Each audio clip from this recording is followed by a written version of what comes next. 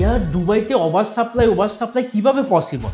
Late me tell you something. এখানে Palm জুমাইরা যখন ready হচ্ছিল তখন সারা দুনিয়ার মানুষ বলছে এরা কি করছে, সমুদ্রের মাঝখানে এরা কি করছে। আজকে আপনি পাম জুমাইরা দেখেন, এখানে এই পরিমাণ ডিমান্ড, মানুষ এক রাত থাকার জন্য সারা দুনিয়া থেকে আসছে। বুর্জ খলিফাকে দেখুন, ওয়ার্ল্ডের লার্জেস্ট টাওয়ার আসছে মরুভূমির মধ্যে। মানুষ ভাবছে এটা কিভাবে সম্ভব, অথচ দুবাই ইম্পসিবলকে পসিবল করে দেখিয়ে দিয়েছে। আজকে এখানে এই পরিমাণ ডিমান্ড, মানুষ একটা সেলফি নেওয়ার জন্য লাইন ধরে আসে। এইসব বাদ দেন, আপনি আপনার আশপাশের দেশগুলোতে দেখেন কি পরিমাণ পলিটিক্যাল ইস্যু হচ্ছে এখানে, হাই করাপশন, হাই ট্যাক্স, আর সোশ্যাল সিকিউরিটির কথা বলবো তো ভাই জিরো।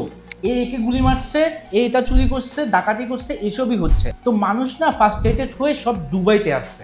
লাস্ট ইয়ার দুবাইতে 2 লাখ মানুষ আসছে, আর আমরা অ্যাপার্টমেন্ট হ্যান্ড ওভার করছি জাস্ট 20,000। বাকি 1,80,000 মানুষকে আমরা অ্যাপার্টমেন্ট দিতেই পারি না। দুবাইয়ের ওয়ার্ল্ডের লার্জেস্ট এয়ারপোর্ট আসছে, যেখানে 6টা এরোপ্লেন একসাথে ল্যান্ড করবে, একসাথে টেক ওভার করবে।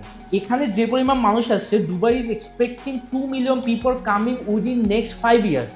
এই যে 2 মিলিয়ন মানুষ আসছে, আর যারা এখানে এখন বসবাস করছে যাদের থাকার জায়গা নেই সেই লেভেলে, এরা কোথায় যাবে? আজকে যে আপনি দেখছেন দুবাইতে হেভিলি প্রজেক্ট লঞ্চ হচ্ছে, এগুলা ওই সব মানুষদের জন্য। তাও কিনা আমরা হাইয়েস্ট লঞ্চ করতে পারবো 3 লাখ অ্যাপার্টমেন্ট। আমাদের মানুষ আসছে 20 লাখ, আর আমরা অ্যাপার্টমেন্ট দিতে পারছি 3 লাখ। তাহলে আপনি বলুন, এখানে কি ওভার সাপ্লাই নাকি আন্ডার সাপ্লাই?